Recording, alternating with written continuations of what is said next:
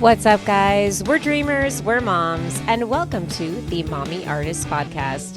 Now let's get creatively unhinged. Hi, friends, and welcome back to the Mommy Artist Podcast. My name is Hannah, and I'm usually the producer here, but today Megan and I are switching it up. I'm going to be your host, and I'm so excited because our guest today is Katie Lacenere. She is a licensed therapist, Reiki master, and the founder of Divine Light Sanctuary. She helps people process grief, anxiety, and spiritual transitions, but she does it in the most artful, grounded, and deeply intuitive way. Katie believes that everyone is an artist at heart, even if we've been told otherwise, and she has the gift for helping people reconnect to their creativity through healing. While earning her Master of Social Service, she learned and practiced about experiential trauma therapy. Katie also throws pottery, makes crystal jewelry, does musicals, and reads energy. So yeah, she's our people. If you're someone who's been feeling disconnected from your creative self, or if you've just been carrying emotional weight that's blocking your art, this episode might be exactly what you need. Katie, welcome to the Mommy Artist Podcast. Thank you for having me. I'm so happy to be here. Yes, we're so excited to have you. I feel like Megan has been talking about you since we started working on the pod. And I'm just so excited to have you and to be able to chat with you today. So you're a therapist, but you approach therapy in a very holistic way, right? How would you describe what you do? I definitely approach it in a more grounded, holistic way, incorporating all parts of each client into the work. So I often do a lot of experiential modalities that I offer clients beyond just talk therapy. Mm-hmm. So it's a lot of like journaling. It could be writing poetry or doing some grounding meditations or mindfulness techniques, even doing some IFS or internal family systems parts work to get to know all these different internal parts and how they're all interrelated and working together or needing our attention in different ways. We want to prevent that. We want to give them our attention before it becomes more physical symptoms of illness or disease in the body. Yeah, that sounds amazing. So are your clients mostly artists, or do you work with non-artistic people? Yeah, that's a good question. I work a lot with adults 18 and up. Some of them are artists. I mean, I believe that everybody is an artist. I think that a lot of us have just been told that we're not along the way, where we forgot our true artistic and creative part because of society and the things that we're told, in school and from our families growing up. Yeah, I agree. I feel like when you look at kids, they seem so creative and like their imagination has no limits. And you don't even think of it like, oh my God, they're artists or like they're so creative. It's just how their brain works, right? Correct. But then we lose it somewhere along the way. Where do you think, like, how do we lose it? When do we lose that creative identity? I think we lose it along the way in grade school a lot of the time, like maybe teachers or other parents, our own parents or other adults in our lives have told us that, oh, that's not good enough art. Or, if we're taught, like, if we're not artists, if we don't create art and then sell it for profit and things like that. So we kind of lose the ability to create art for art's sake, and we're focused on the product rather than just the process of what it can provide for us. And I've always felt like I'm an artist. I think I did forget along the way about my true nature that way, because I think we're just pressured to produce and we go to, pressure to go to college and find a reasonable career path. And a lot of the time, definitely relatable. Yes. Well, I grew up, I would say, in like a creative environment. I danced most of my life, and I never thought of it as like therapy. But then every time I stepped away from any sort of creative activity, I felt the lack of it. Like it just like struck me how it was like a huge part of my identity, and creative expression has always felt like so obvious, and like I was just taking it for granted, I think. But then whenever I didn't have the opportunity to do anything creative, I felt like I wasn't truly myself. I feel like people who have that background can definitely struggle with losing it. How do you help people reconnect with that side of them? Yeah, so I help them reconnect with that side of them through, especially IFS parts work and just helping them focus on the process of creating art rather than just the product. And reconnecting with our higher selves or our true selves or our core self, as is often taught about and talked about in IFS parts work.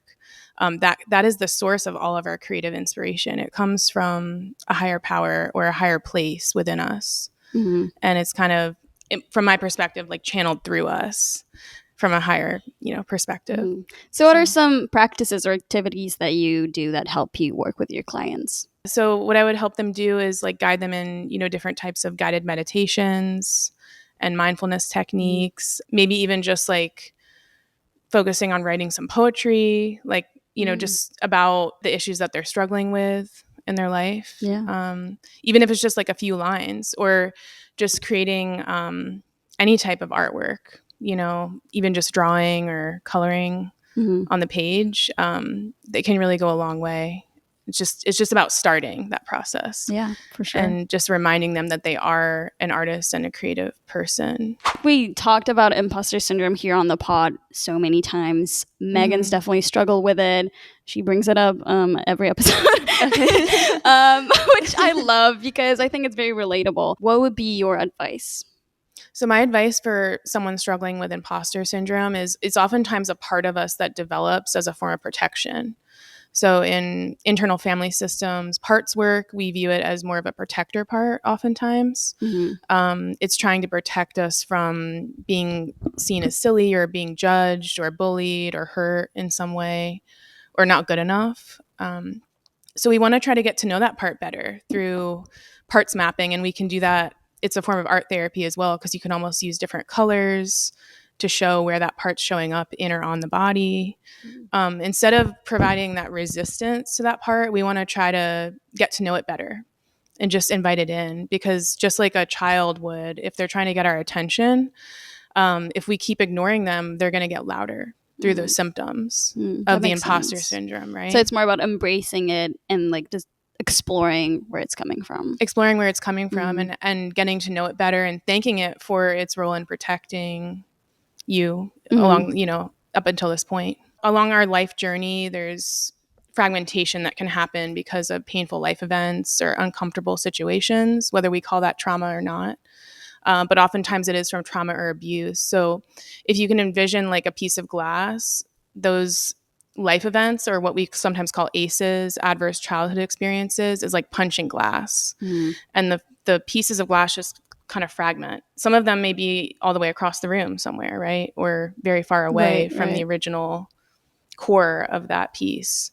And so with IFS parts work, it's like kind of gathering those pieces back up together, getting to know each individual piece and creating a beautiful mosaic, and helping reconnect them and build that bridge back to our core self, or our true self, or as I like to call it, our higher self. That is the true essence of who we are. It's not a part. And I recently got this beautiful piece of like art, like window art, and it has like a very beautiful mosaic with different pieces of colored glass, and it has like a butterfly on it, and it just reminds me of that transformation. Okay, tell us more about Divine Light Sanctuary. Is that your practice, your business? How would you describe it and what you do there? Yeah, thank you for asking. So Divine Light Sanctuary is the name of my private practice right now. So I offer experiential psychotherapy techniques. So I am a licensed clinical social worker. And then I also offer Reiki healing, as well as wellness coaching as well. So offer different types of modalities in that. And then I'm also looking into starting to be certified as a hypnotherapist. Oh, so offering more like spiritually based hypnotherapy. Tell me more about that. Yeah. So that's intriguing. Yeah. My first therapist, so I started my healing journey when I was 17 years old. So it's been a minute now, because I'm in my mid 30s. So my first therapist, I went to her on and off for about 6 years. And she was actually a licensed professional counselor, and she also was a Reiki healer. And then she also offered past life regression, hypnotherapy. And so I went to her for all of those different modalities on and off for 6 years. And it really was so healing on many different levels, because I was having a lot of, I'm a survivor of intergenerational trauma, narcissistic abuse, and different, painful things in childhood. I struggled with asthma and allergies pretty severely since I was about 2.5 years old. So it's also medical trauma too from that. For sure. Mm-hmm. So just a lot of things started coming up when I was about 17, and her guidance and support helped me immensely. And she was the first one, I did a few different hypnotherapy sessions with her, and it helped me a lot. And she was one of the people that inspired me to pursue this path as a experiential, therapist that's more holistically based, and as well as a Reiki healer. I just realized like I wanted to be that person to help the next generation and step up and provide for others what she had provided for me.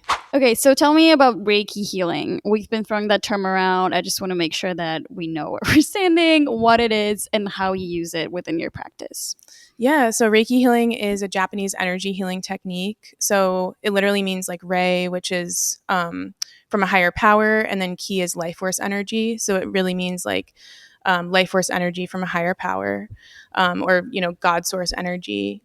And it just feels like this golden or white energy healing light that's surrounding you. It really like facilitates someone's healing on a deeper level and a more energetic level. It helps to balance and align all of the chakra system, so it helps prevent illness and disease as more of a preventative measure. So we're kind of clearing out any energetic blockages in the chakra system before it becomes a more physical illness or disease that needs to be treated more traditionally with the westernized medical system. Yeah. So how do you do that? How do you go about doing that? Is it through meditation? Is it through just talking about like? Yeah, that's a good question. So for a Reiki healing session, we can do that through distance. We have different distance symbols that we use, or it can be done more often like in person. So you're fully clothed on a massage table, and it's just a gentle laying of the hands on the body, usually like the arms and the legs, and then I just hover over the main chakra points on the body. Oh, yeah, okay. So it's a lot like acupuncture, but without the needles. A lot of people report miraculous healing results. Like it's helped me a lot on my journey to heal from different types of trauma and chronic illness and disease. And then it's especially helpful before and after any major surgeries. So it actually decreases the healing time. If you have a session before and after any kind of surgery or procedure. So the opposite of expression is aggression and depression. I want to talk about that. What are your thoughts on that? I've struggled with depression and anxiety for a lot of my life. A lot of it first started when I was about 17 more fully, and I think it was really I had like a lot of repressed like anger that it was like being turned inwardly, and I didn't have any like avenues of expression for that. And I did, there were some areas like I was in choir and singing and performing in musicals and things like that, but and that really did help me, and I think in a lot of ways like art really saved my life many times, because the hero's journey is challenging. It has a lot of trials and tribulations, and it really mirrors a lot of the healing journey in a lot of ways. And art has been this like constant force in my life through a lot of really difficult times. And I think once I started creating poetry, and there was one point where I was creating a lot of memes, and that really helped like to release a lot of the kind of lift the weight of the depression. I think the act of expressing in some way, whether that's through poetry or drawing or painting or creating ceramics or whatever it may be, can get you out of that freeze mode and help you be able to express the anger or hurt, so it's not living somewhere within you, within each person. Yeah. Well, how do people who don't have the creative outlet, how can they deal with that? People who don't think that they're artists, or maybe they're not in tune with their creative selves.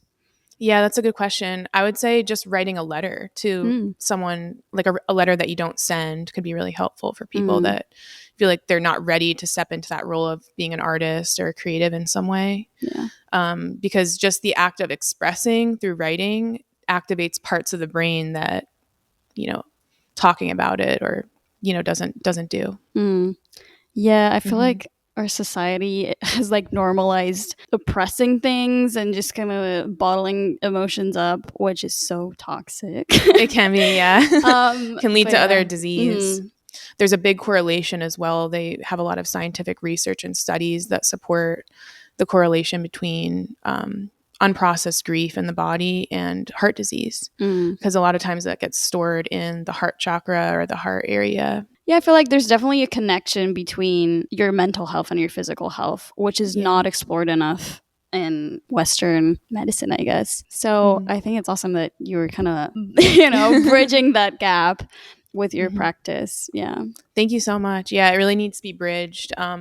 I really see a lot of the root of most illness and disease, whether that's mental health or physical health, as some form of like unprocessed trauma or pain from the past, or grief a lot of the time. And so helping people to really have a safe place where they can express it. So it's not just being stored in the body and then causing other issues later that end up being a big liability. In men, like the opposite of expression oftentimes is it comes out as aggression. It's oftentimes very normalized in our society for them to express through anger. Yeah. Whereas for women, the lack of expression manifests more as depression because we're oftentimes like, it's more acceptable for us to cry rather than to express anger, because we're, called all kinds of names if we are expressing anger sometimes as well. So I think there really is a difference in our society about how that's handled. And, I think for men especially, there's a higher rate of suicide and other things because they lack expression. They don't express for so long, and then it gets to that point where it gets more severe and intense. Like almost like they're not able to seek help and support until it's unfortunately too late. Yeah. So there really needs to be a lot more looking at open therapy, conversation for men to really naturalize therapy as that it's okay for everyone, including men and people of all genders and identities. Yeah, for sure. Yeah. I want to circle back to the mommy artist. Yeah. And maybe talk a little about how becoming a mom can block your creativity and can hit a pause button on your art. I feel like it definitely can. It's such a big transformation and rite of passage, becoming a mother. I think women when they become a mother, they become a new version of themselves. So just getting to know who that is. And then with creative expression, it requires a lot more being rather than just doing.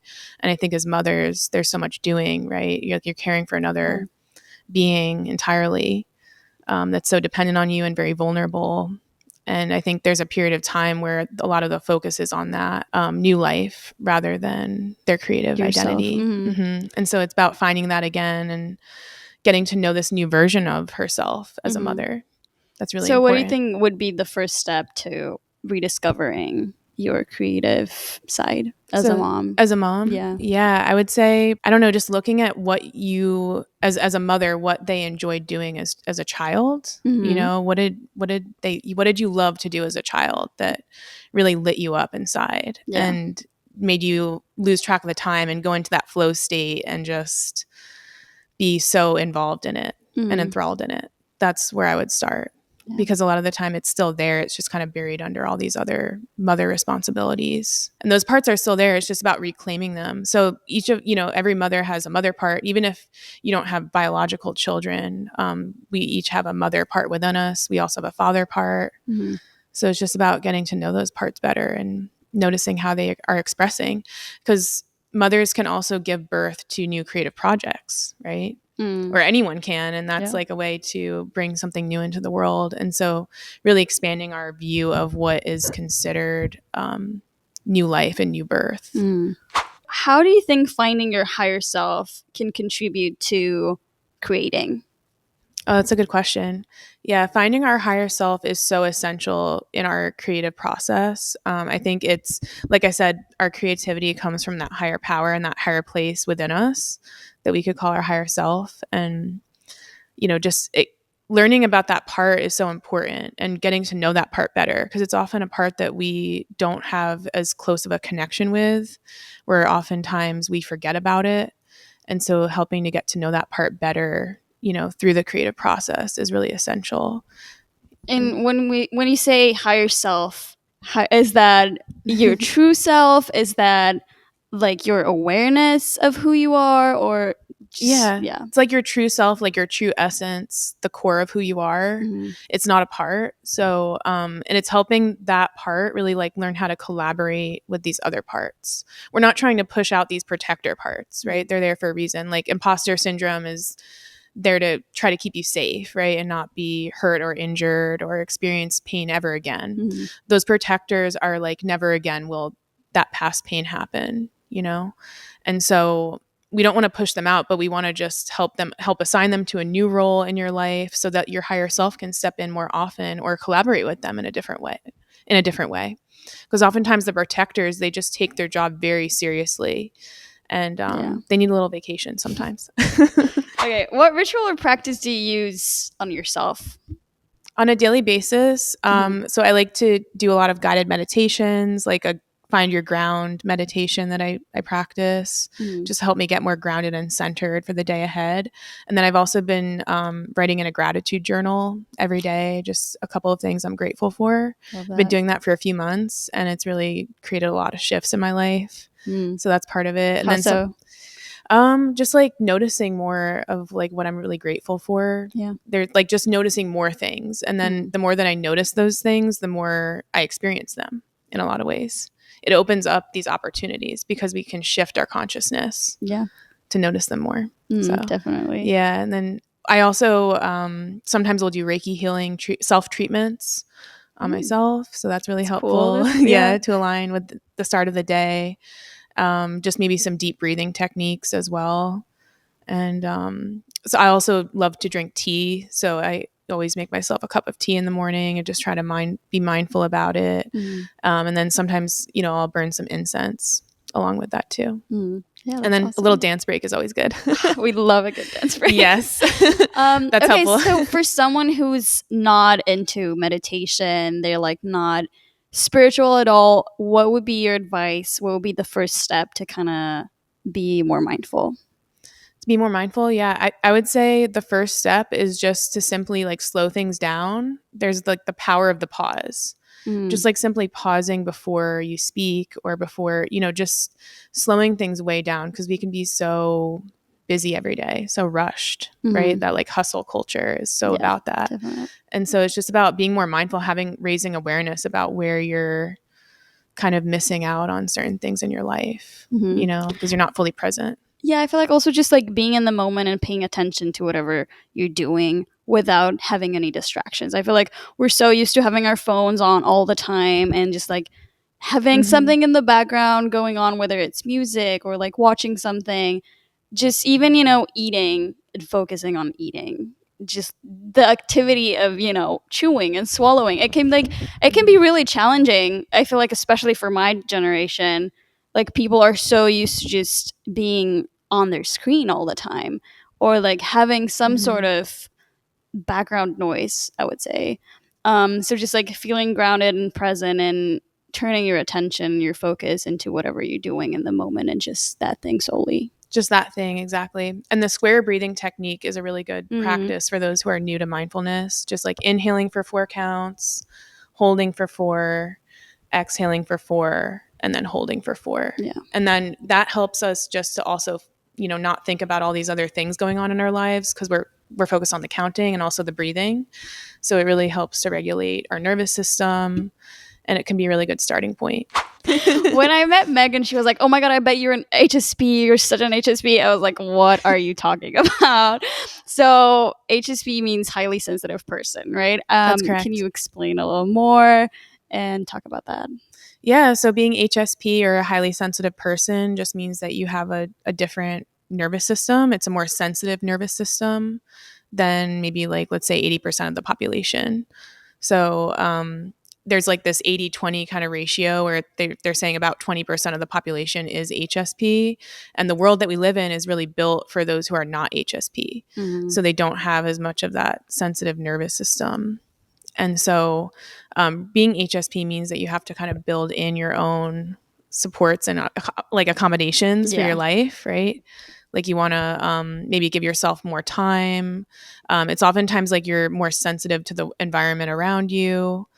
maybe like certain textures, or you might be like more sensitive to certain sounds or things in the environment. Like for me, I don't watch horror films. Like they just Same. I can't rock do me too horror hard. films. Yeah, horror films are not my thing. They just kind of, my nervous system can handle You're it. like, nope.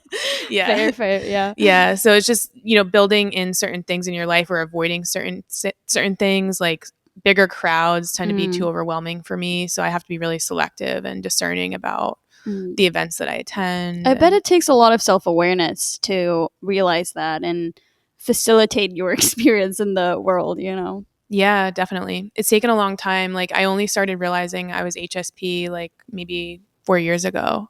So it hasn't been that long since, I've realized that. And I did start working with a coach who was supportive and knew how, she was an HSP herself and was able to help support me in that process and that journey. Yeah.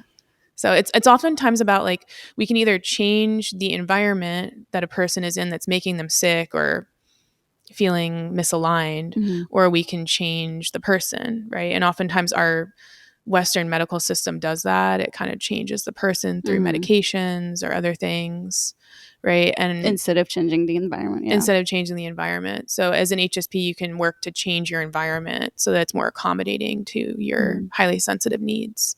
And without disrupting who you are. Yeah. Without disrupting who you are. Exactly. And I want to remind everyone out there who is HSP that you're not too sensitive and you're not too much. And your sensitivity is a strength. Yes. Makes you Preach. very, yes, makes you who you are. And I also notice like, if the fact that I do work with creatives and artists means that I also work with a lot of highly sensitive people. That's what helps them create that art and bring it from an idea to something that's birthed into the world. I feel like it can be hard to distinguish between facing like you're maybe not fierce, but like facing a challenge, something that's maybe kind of against who you are, kind of against like what aligns with you, but feel like, oh, maybe I can overcome it. And then eliminating it from your environment. How do you make that decision? I feel like we're taught to like face the obstacles and just try to overcome them. But when is it okay to just be like, you know what? I'm just not going to do it, and just eliminate it from your environment because it's healthier for you?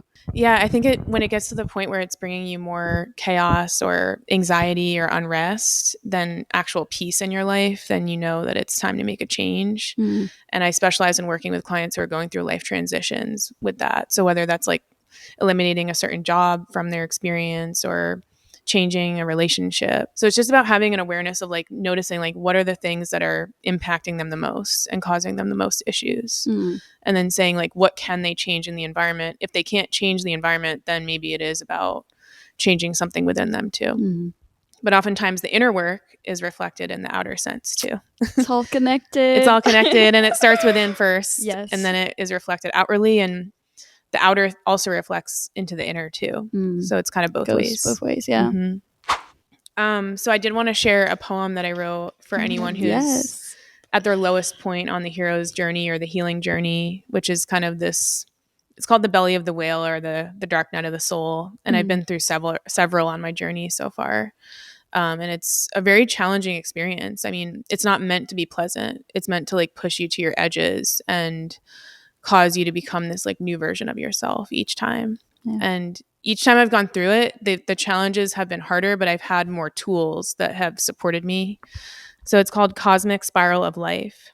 We rarely talk about the part of evolution which feels more like we've actually taken several steps backward. But what if what seems like a regression is actually just another curve of the cosmic spiral of life? What if just another turn of the curve will help you soar even higher than ever before? Keep going and don't give up before the miracle. The great cosmic spiral has so much more to show you. Wow. Megan's crying. Megan is in tears. Yeah. I'm not surprised though. That's beautiful. Thank you for sharing. Yeah, thank you. It came from a place of, just that I felt many times like giving up on things and, on certain experiences or on certain parts of my journey, and just reminding myself that like to not give up before the miracle, happens. Sometimes it pushes you to that edge, and you know that you're not going backwards. You're actually just progressing on that spiral. Yeah. Because my view is that It's healing just is a a part spiral. of the journey. Yeah. It's a part of the journey, and Yeah. it's a part of it. It's an important part. Yeah, trust the process, trust the universe. Yeah. We're gonna do a little hot seat segment with you, Katie. Are you ready? I think so.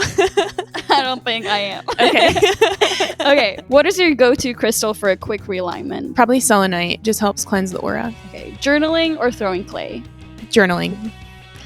Breathwork session or a messy cry session? Breathwork session. Yeah. Finish the sentence. Healing is not linear, it is A spiral journey. Yes. What's messier, your inner monologue or your old therapy notes? My old therapy notes. Definitely. Love to see that. Yes. Okay. Go to self-care treat. Probably ice cream from OMG Squee in Austin, Texas. Ooh, Really good. Love that. Okay. Favorite emoji? The laughing emoji with the crying. Yeah. That's like go to everyone. Laughing tears. Yeah. Yes. How can we book you? How can we find you? Yeah, so you can find me on my my websites through Psychology Today, and then also through my social media accounts. I have my Linktree set up there. So my Instagram account is Divine Light Sanctuary with an 8 at the end. Mm-hmm. And so you can follow me on there. You can reach out that way, or like I said, through my website or Psychology Today. And I would love to connect with you and support individuals on their journey. So the future self could be like also a part of you, and oftentimes through drama therapy techniques, like in psychodrama and Gestalt therapy, we can guide clients through role play techniques with different parts of themselves. That's cool, so it's a way to kind of blend internal family systems with Gestalt and psychodrama together. And so I'd love to guide you through that process today if you're open to it. Yes, absolutely. Okay, sounds good. Okay. I love incorporating oracle cards and different decks into my work because they can help to stand in for different parts of yourself as well. So are you open to trying that? Yeah, definitely. Okay, cool. And I like to read this too, because this is like a kind of an attunement or a prayer that is said for this deck. So this is the Rose Oracle by Rebecca Campbell. And I like it because it's geared also toward mothers too. So I wanted to share it today on the podcast. Yeah, I love that. Yeah. So it says, Mother Rose, you who were present long before we, and you who will continue after we're gone, bless this oracle and all who use it. May it be a gateway for all to return to ourselves, the earth, and each other. May our connection with the voice of our soul be made stronger with every use. May all who touch it feel cherished, held, loved, softened, and seen. May it deliver insight, understanding, compassion, and guidance that's in the highest interest of all beings, past, present, and future. When I'm holding space for another, help me to step out of the way and invite others to connect with the wisdom that exists deep within them. Guide me and all who use it to embrace our ever-changing true nature and the seasons of our lives with compassion, understanding, and grace. Show us how we can plant ourselves here more deeply than ever before. Thank you, thank you, thank you. And just for the highest good of all, in love and light for all beings. And we'll continue with this oracle deck here. So ask a question that you would ask your future self. So what is a question that you would want to know? Like it could be about your career or professional life. It could be more personal life related. Am I fulfilled in my career? Okay. Is that too general? Yeah. No, that sounds good. Usually I like to phrase it with what do I most need to know about fulfillment in my career? Does that sound okay? Yeah. Let's try that. Yeah. So that it's more like what you most need to know right now. Okay. Okay. Does that sound good? Yeah, that's perfect. All right, cool. All right. So I'm going to guide you to choose a card now.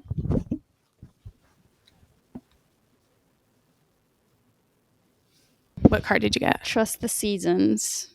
Embracing change, cycles of life, transition, growth. Very good. So I'm going to guide you to do a little exercise with the role play. So I'm going to stand up over here. I'm going to guide you to put the card over there on that seat. And then I'm going to guide you to choose an object to represent you in the space, in the work. Okay. So you can choose any object in here. Can I do the flower? Sure. Or you can do the whole thing if you want. Yeah. Yeah. Yeah. That sounds good. So I'm going to guide you to, so that's going to be you. And then this card that you chose called Trust the Seasons can be standing in almost like as your future self. Okay. So what you can do is stand up and you're going to put the flowers where you were sitting. And just like, what do you notice about the card? Just kind of, we're going to slow it way down. Mm-hmm. And you can try some deep breathing. So just inhaling through your nose for 4 counts, exhaling through your mouth. What stands out to you? It seems busy, but like in a very organized way. It feels like different parts are coming together as one. Is there anything else you notice about the colors or any images on the card? Yeah, it's funny because if I put it like this, it's more like green and blue. But then if I put it like this, it's more pink. I think it's just because of the lights, but I kind of like it. It's like trippy. That's cool. The person is wearing white and like lace, which could symbolize something. Yeah. What do you feel like that represents? I feel like something pure and clean and just healthy. Very good. I like the full moon in the back. I love a good moon. Yeah. I actually do moonlight cocktail thing when I like put water and then I like write an intention or like something that I want to happen, but as if it already happened. Yeah. And then I put the card under my water when it's full moon and then I drink the water the next morning. Wow. I love that. Full moon water. That sounds amazing. It's a beautiful ritual. I'm going to guide you now to almost like embody more of the energy of this card and of your future self for a moment. And just speak directly to Hannah right now, like sharing with her anything that comes through in response to her question, which is, what does she most need to know about fulfillment in her professional life right now? I'm just talking to her. Yeah, whenever it feels right. So you can just kind of connect more with your future self, this part of you that's a little more evolved on the journey than Hannah is currently.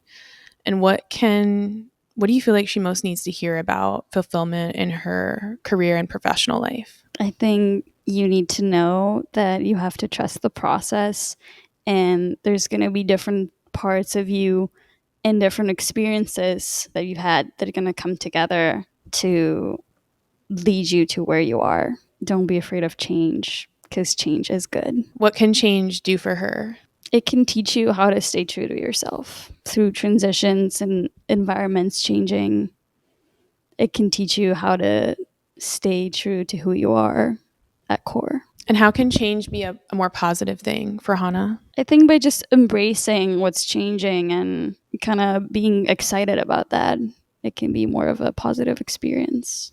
Is there anything else about the card that stands out from before that you wanted to share with her? There's like flowers on it, which is cute because these are flowers. Oh, so yeah.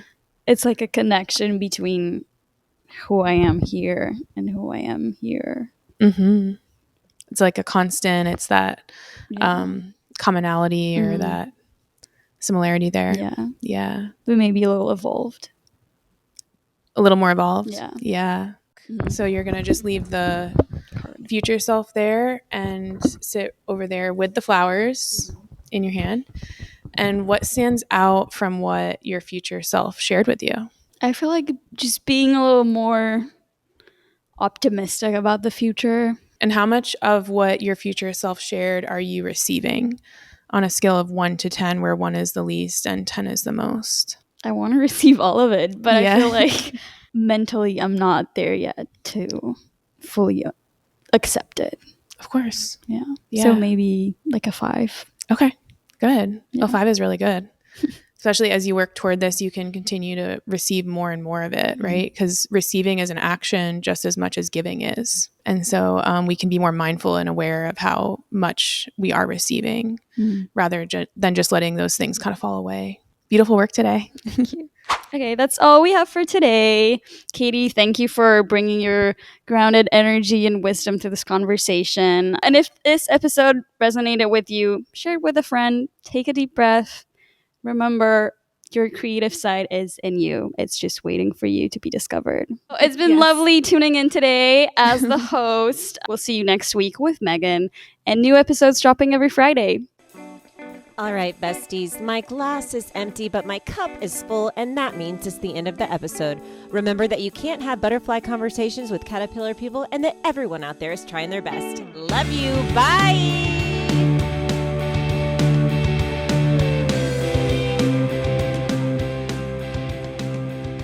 You can find the Mommy Artist podcast on YouTube to watch the full video. Give it a like, hit subscribe, and come back next week for more iconic chaos and creative magic.